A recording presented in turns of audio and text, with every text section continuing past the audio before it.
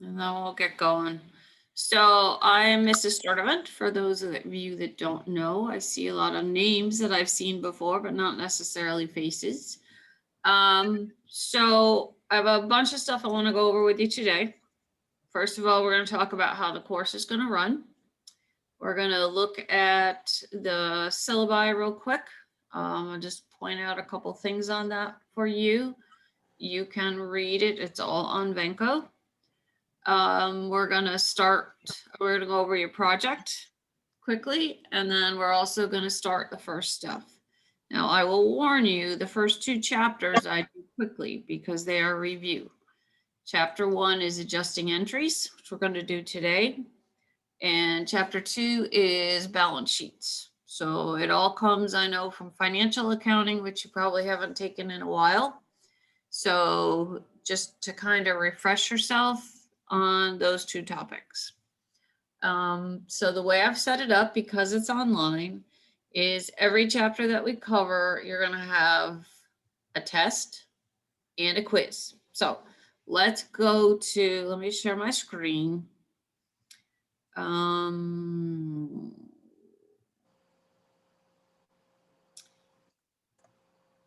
This is the syllabus, and I just want to go through a couple things with you. So as far as the way they're running the course is, my expectation is that you will be here on Monday, Wednesday, Friday at 9. There may be once in a while that you don't have to be here, but for the most part, I'm planning on teaching or giving tests every day. So that being said, as far as getting a hold of me, email is best. I try to get back to you as soon as I can. I will just warn you, Tuesdays and Thursdays, I have 3 classes, so I'm in class a lot. If you email me late at night or on the weekends, it may take a little bit longer. I actually try to take a break from the computer. These are just the outcomes. I'm not gonna dwell on that. You guys can read that over. All right, so each chapter is gonna have a graded homework assignment. Everything is set up on Venko Hall. You know right now exactly when all your homeworks are due. You know when all your tests are going to be, with the exception of the one that takes place during finals week, because I don't know when that's going to be. Online quizzes are every chapter. And I'm going to tell you right now, you're not going to like them. They are 10 minutes, 10 questions. They're multiple choice. They're based on reading the chapter. Okay. So that's the expectation, is that you have read the chapter and then those quizzes. They're set up that you have to answer the question before you go on to the next one. So if you don't know what it is, take a good guess. And I say there's one for each chapter. These are usually set up for Wednesday to Saturday. I'm not going to swear to that, so just make sure you check the schedule on Venko. And I say those, you have a few days that within which you can take those. Okay. Don't expect to get 5 out of 5s on them. Okay. But each quiz only counts 5 points. The second set are exams for each chapter. These have to be taken during the class time on the day that they are scheduled. There are a couple of them that I've given you an extra hour. I'm going to make the presumption that nobody has an 8 o'clock class.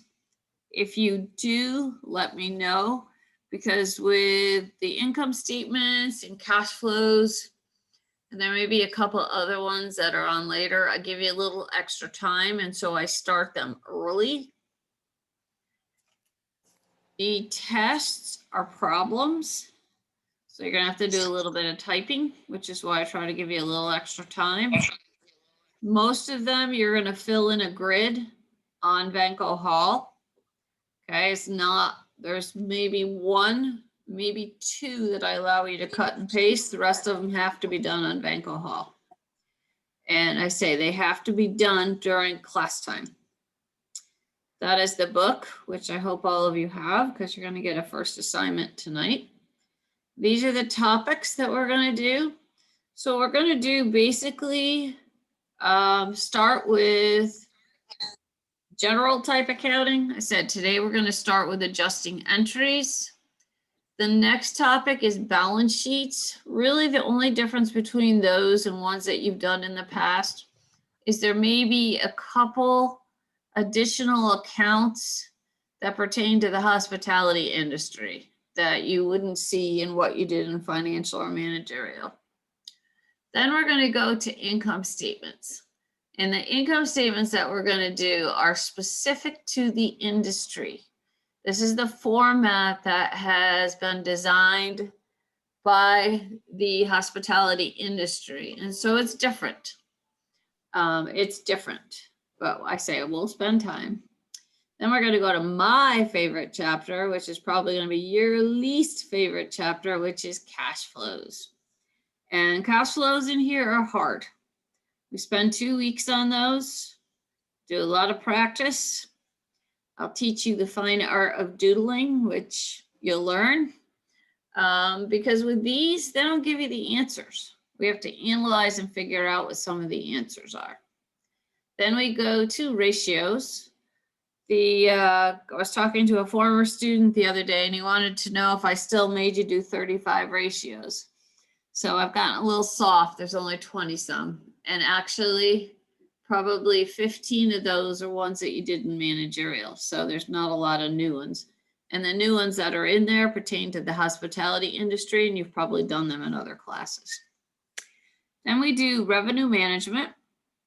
And what that is we're going to look at, in our case, different problems. But what it does is it analyzes somebody that's trying to maybe build a new property, or they're going to expand what they already have. And what they want to know is once they gather the costs, what would they have to charge per meal or per room in order to make a profit and cover their expenses. And that's really a big thing today.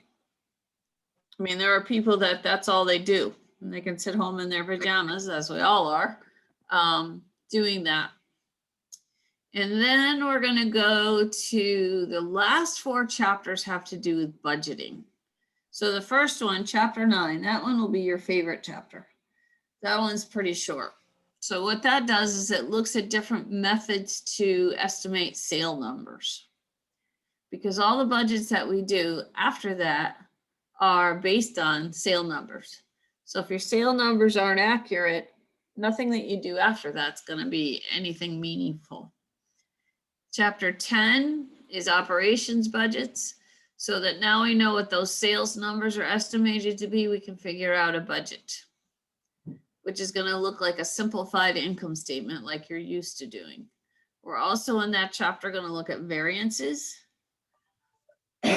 So look at what a company has done, compare it to what they were budgeted to do, and look to see whether they did a good job or not. So we'll look at revenue variances, we'll look at cost variances, and then we'll look at labor variances.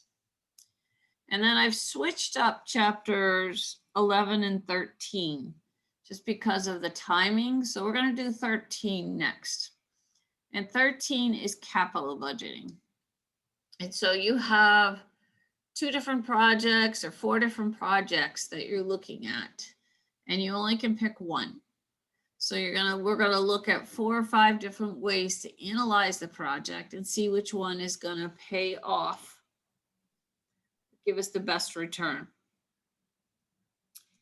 The last chapter that we're going to do is cash budgets, and we're going to look at 2 types of cash budgets.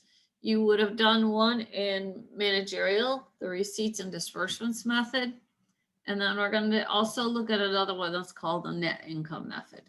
And that's what your last test will be on during finals week. Any questions? And as I'm yakking along here, if you guys have questions, just pipe in, please. All right, so this is how your grade is calculated. I do everything based on points. Okay, so don't ask me what your average is because I won't know. But you will, and I'm pretty good about getting things posted in Vanco, so you'll always know what your points are. This is how your points are comprised. 500 in tests, the online quizzes, there's 10 chapters, 5 points each. Homework problems, 125 points, but you'll probably have some extra ones in there. And if you do, I just take all the points. So my suggestion is you do everything. Research project is 75 points. And then the total is 750. So this is the breakdown. So at the end of the semester, you can go look at your points. You can see where you fall, and that's your grade. It's very, very simple. So this is just what I've already kind of said about how we're going to run the class. On Vanco Hall, I have worked out in every chapter some practice problems. Some of them we may actually do together, but you always have that reference. And I'll help you on any practice problems you want, but I will not help you on graded homework because by that point, we'll have done 3 or 4 problems. And I don't think that it's right that I would help you on something you're going to get a grade, but I will help you on all the other ones. Okay, academic honesty. When you're taking quizzes, got to be your stuff. When you are turning in homework, I don't want group projects. They will get zeros. It's got to be your stuff. And honestly, it's the only way you learn. So this is just the rest of the stuff. I'm not going to go through it. You guys can read that. All right. Any questions on that? We're good? Yeah, I'd say I'm good. All right. So then the next thing that I want to go through is the project.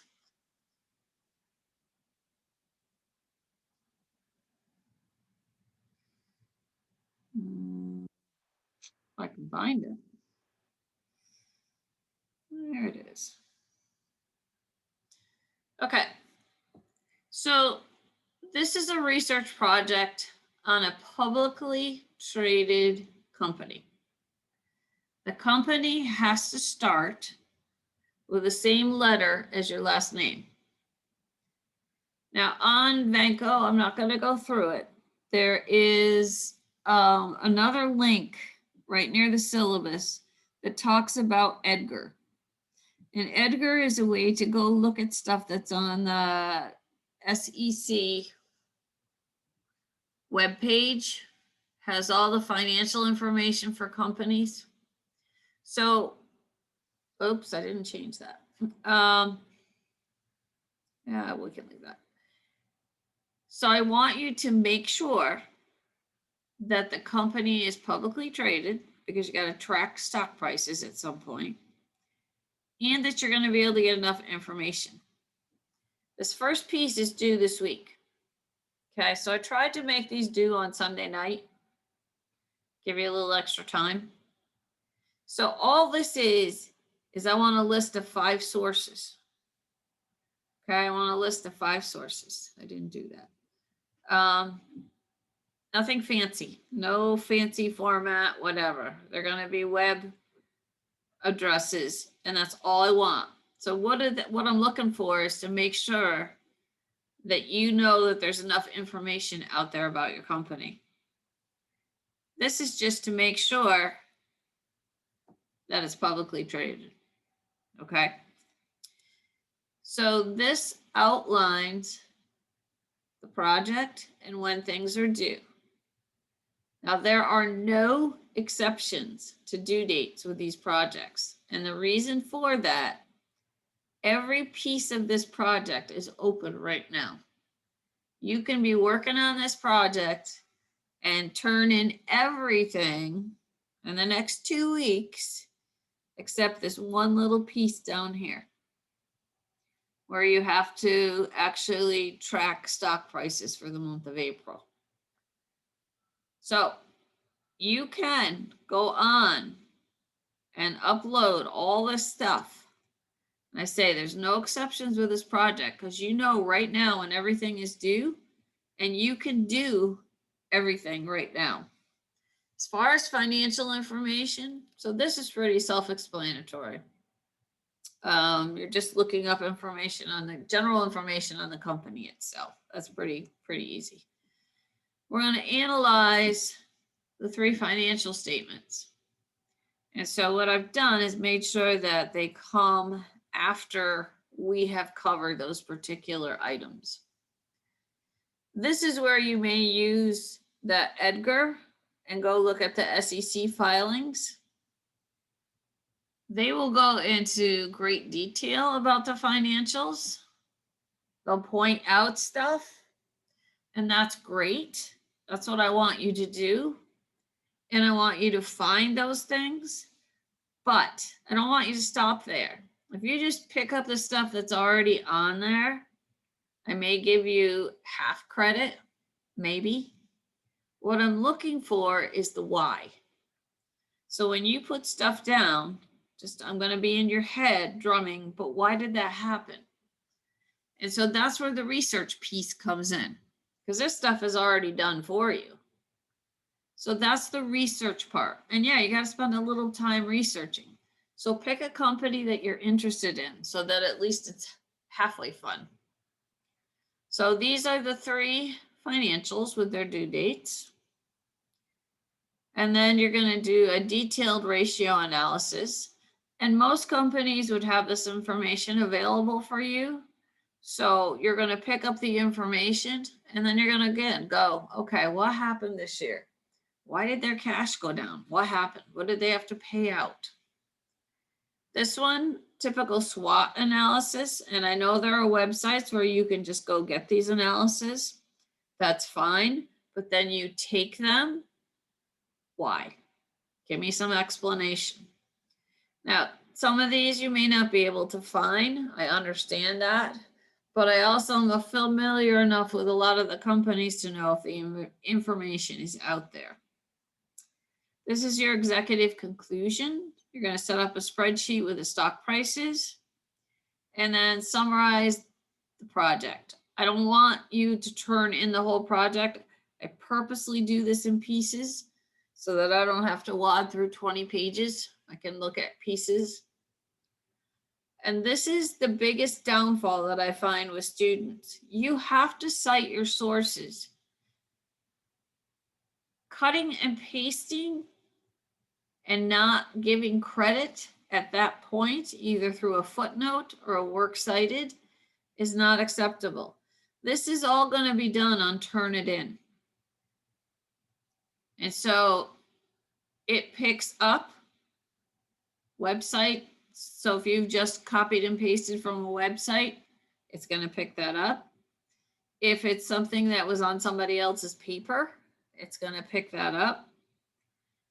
Sometimes it does not pick up the footnote or the works cited piece, but I read them. So as long as you've done it correctly, you'll be fine. I always put this quote in there from Miss Clifford. I like that one.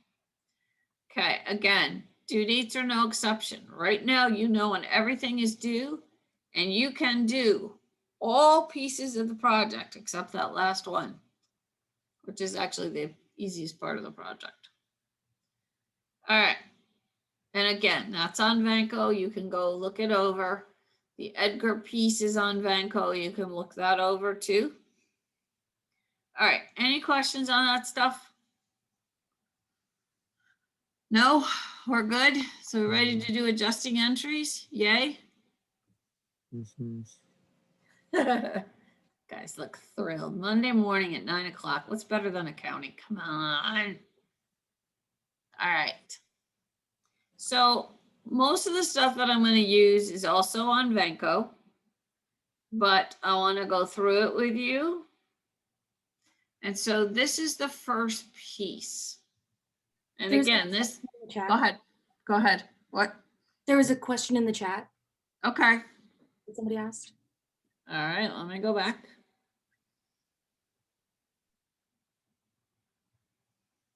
There's 2 questions in chat.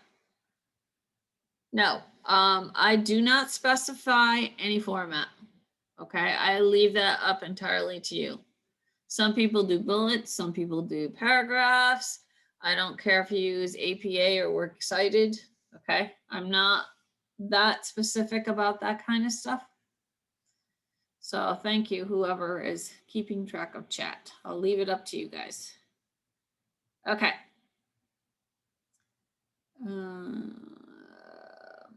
All right, so this is the first chapter. And like I said, it's review. And so I go through it kind of quickly, but I also know that this is something that you guys usually have a hard time with. So there's certain principles that companies have to follow when they're keeping track of their records. And one of them is called the matching principle. And what the matching principle says is you have to match all revenue, all expense for the period of time in which it incurs. Now, if you think about businesses, so for an example, kind of an easy one to think about is payroll. How often does payroll end on December 31st? Not very often. So that first paycheck in January should technically be split between the 2 years. And the expense piece that happened before December 31st should be expensed then. The portion for January should continue through to the next year. That's the type of thing that we're looking at. We want to make sure that all revenues are recorded for that particular year. You don't want anything from the year before or the year after. And that goes for the expenses too. The biggest thing when you're doing adjusting entries and doing these problems is watch the dates. So for example, a lot of problems will give you insurance. And it'll start midway through 1 year and cover a 2-year period. So the first year, you may have 6 months of it expensed. The second year, it may be the full 12 months. And then the third year with this particular policy, it'll maybe only the other 6 months. And so you have to be real clear what period of time you're doing it for. Sometimes you're only doing adjusting entries for a month. So all I'm trying to say is read the problems really, really careful. These are the rules with adjusting entries. You always have an expense or a revenue in the entry, because that's the whole purpose. You're recording expenses and revenues that haven't been recorded yet.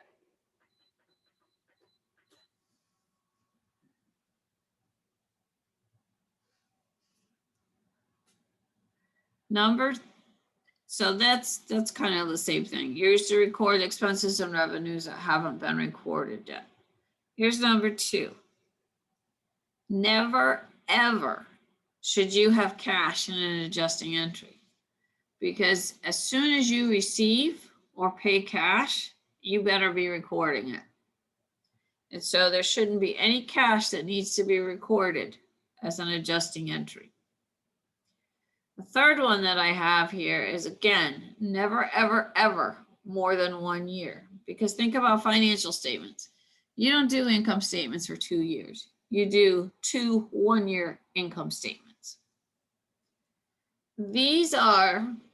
So this is a good sheet for you to keep, because these are your examples right here.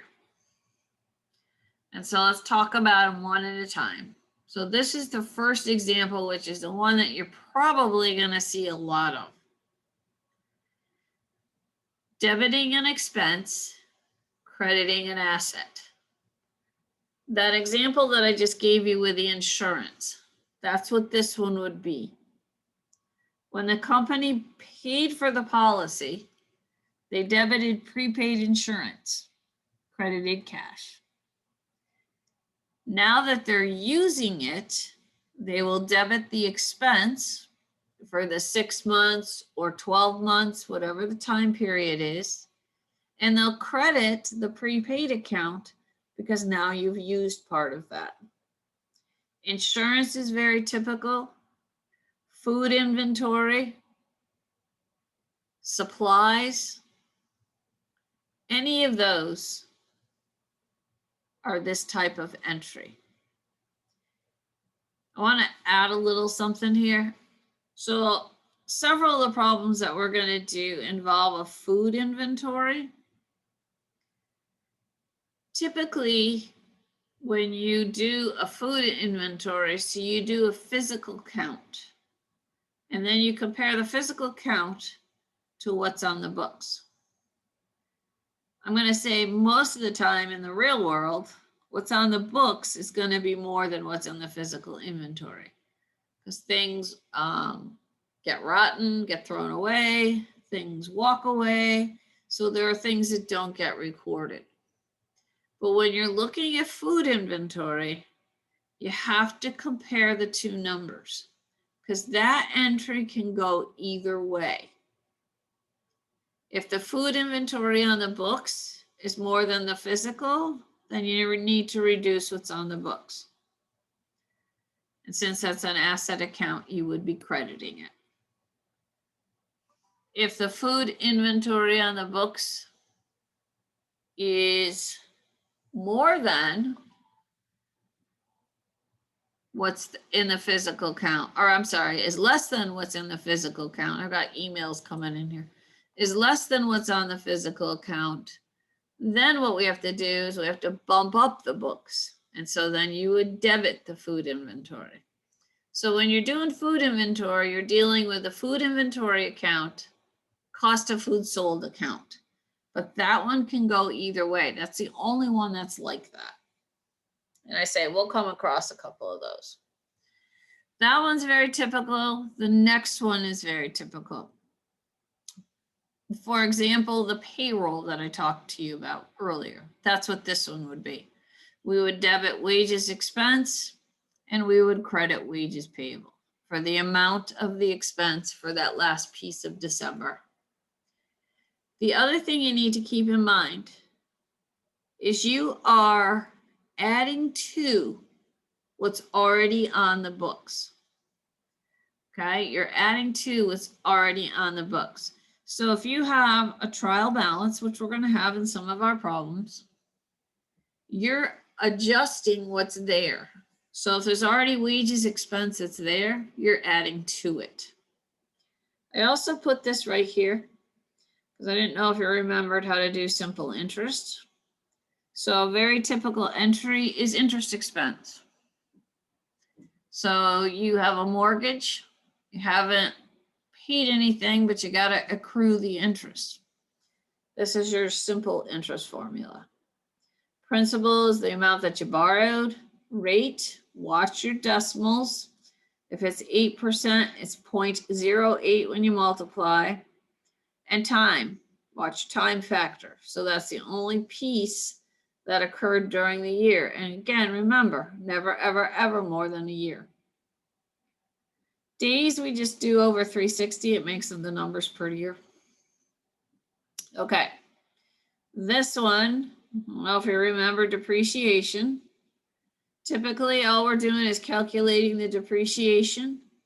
The depreciation entry is always, always, always, always the same thing. Debit to the expense, credit to accumulated depreciation. This one, unearned revenue to revenue. Okay, so typically in this industry, so you have a restaurant and you do functions. So if someone wants to book a function, you require a down payment, some kind of a deposit. When they give you that deposit, that goes into debit to cash, and you're going to credit this unearned revenue account. Typically, they have a period of time where they can cancel. So until that period of time is up, this is actually a liability. So if they cancel within that period of time, you have to give them the money back. Once that period of time expires, then this liability becomes a revenue. So unearned revenue is a liability. So just think of it as you don't want to pay taxes on it until you actually earn it.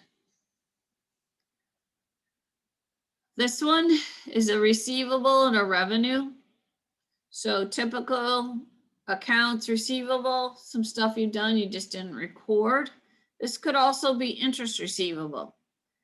Kind of the same thing that's up here, except now the interest is owed to you. But all the calculations and stuff would be the same. And then this bad debt expense down here. This one is a little different. All right. Have I lost all of you yet? Good. That's what I want to hear. No, still here. So do you remember some of it coming back to you? Hopefully. Yep. Good. All right. So I want to go back to that last one. That last one's a little bit harder.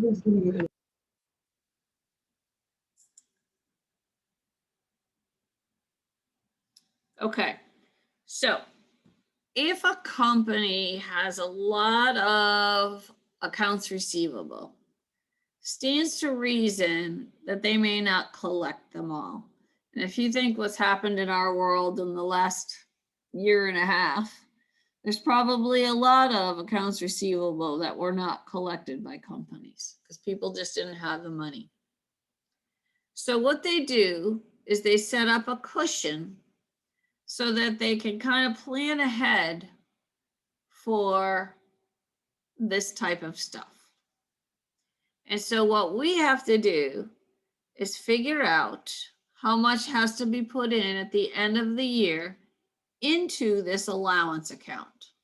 Okay, so this allowance for doubtful accounts will show up on a balance sheet, and it would actually be subtracted from accounts receivable. That shows your true receivable balance because you figure there's some in there that you're not going to collect. Okay, so this one is not explained in the book, so I tried to explain it here. So first of all, we go see what's in the allowance account. It's a contra asset account. It has a credit balance because remember, it's reducing accounts receivable. We go look to see what they want in the account. And it's usually one of two ways. They either want a percentage of sales for the year in that account, or they want a percentage of accounts receivable in that account. So your first step is to calculate what the amount is. Just be careful when you do these percentages for sales, because lots of times they're 0.75%. So when you multiply, it's 0.0075. If you get a huge number when you're doing your multiplication, you probably didn't put enough zeros in. So just watch that. So that's your first step. Calculate what they want in the account. So let's say when we did this calculation, they want $5,000 in the account based on doing this. So that's what I did here. Now I'm going to go look to see what's already there. Well, if I go and there's already $2,000 there, I don't need to put in $5,000 more. I need to put in what will make it equal $5,000. So if my result here was 5,000, there's already 2,000 in the account. All I have to do is put in an additional 3. And that's the number that I would put in the journal entry.